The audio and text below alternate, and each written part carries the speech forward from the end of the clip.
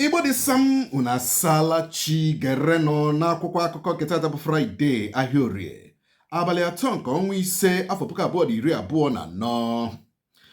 Aka ndị uwe ojii akparala nwoke obu egbe bandit ahụ bụ onye kpara nkata mwakpo ụgbọ oloko ahụ si Abuja gawa Kaduna n'afọ 2022 ma tọrọgbuo ụfọdụ ndị njem n'oge ahụ bụ akụkọ anyị hụrụ n'akwụkwọ akụkọ Daily Post. N'otu akwụkwọ akụkọ Daily Post ka anyị hụrụ akụkọ sịrị Tinubu kwesịrị ịkụrụ ndị minista na-eme ọfụma aka ma chụọ ndị na-agba onye ụpa n'ọrụ ka Uche Nwosu kwuru. Ụgwọ ọnwa opekata mpe anyị na-ahazi nke anyị ga-akwụnwu ka ndị gọvanọ Naijiria kwuru bụ akụkọ ọzọ gbara n'akwụkwọ akụkọ Daily Post.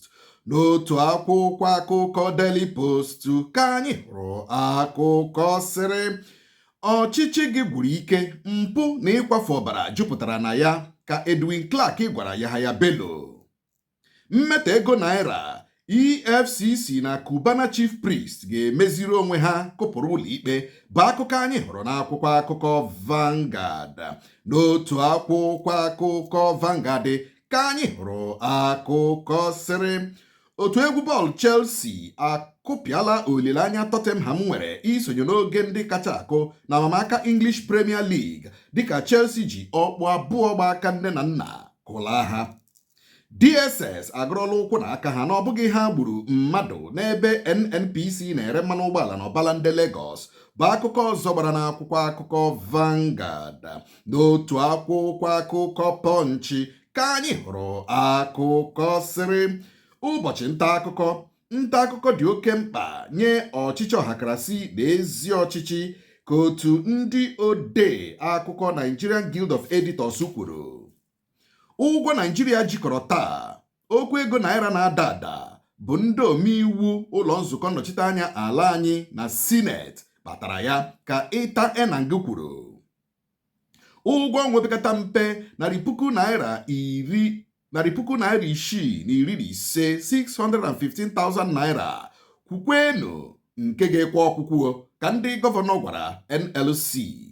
Nkesa mmanụ ụgbọala, ndị na-atụ mgbere ahịa mmanụ ụgbọala dị 9,000 ka e nwere ike ịnapụ ikikere laịsensị dị ka ha rịọrọ ọchịchị etiti gbatara ha ọsọ enyemaka bụ akụkọ ọzọ gbara n'akwụkwọ akụkọ Punch. N'akwụkwọ akụkọ Nigerian Tribune ka anyị hụrụ akụkọ sịrị IPOB ekwupụtala abalị 30 nke ọnwa Mee afọ a dịka ụbọchị nọrọ n'ụlọ gburugburu ala Igbo maka ncheta ndị agha Biafra nwụrụ n'oge agha Biafra. Oke ide mmiri, ọchịchị steeti Benue ga-akụda ụlọ dị 800 arụrụ n'elu okpo mmiri si aga bụ akụkọ ọzọ gbara n'akwụkwọ akụkọ Nigerian Tribune. N'otu akwụkwọ akụkọ Nigerian Tribune ka anyị hụrụ akụkọ sịrị nde 28 ụmụafọ Naijiria ka na-aga mposi n'ezi n'agbanyeghị n'afọ 2025 bụ afọ e nyere na ịga mposi n'ezi ga-akwụsị gburugburu Naijiria. Ụlọ ọrụ ndị agha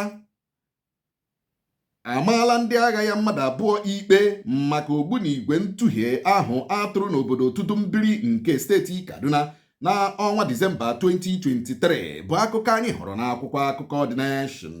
N'otu akwụkwọ akụkọ The Nation ka anyị hụrụ akụkọ sịrị anyị agaghị ata ọchịchị Buhari ụta n'ihe ọchịchị n'ugbu a na-agabiga ka Shetima osote onye isi ala Naijiria kwuru. Ụlọikpe nọ na Port Harcourt amaala mmadụ 2 ikpe ọnwụ maka igbu ọchụ bụ akụkọ ọzọ gbara n'akwụkwọ akụkọ The Nation. Igbo nwemere ọ bụ n'ebe a ka anyị na-apịkọta kpamkpam bụ n'akwụkwọ akụkọ nke taa. Sonyere m kpọmkwem na TikTok nọ nsokwa ọchịwọ nọ nsokwa News Express, YouTube nakwa Telegram. Ihe omume ndị a nakwa ndị ọzọ ga na-abịara gị ebe ahụ. Ka chi m na-efe gọjibọọla m nne ka ụbọchị taa gajibọọla anyị siriri werere.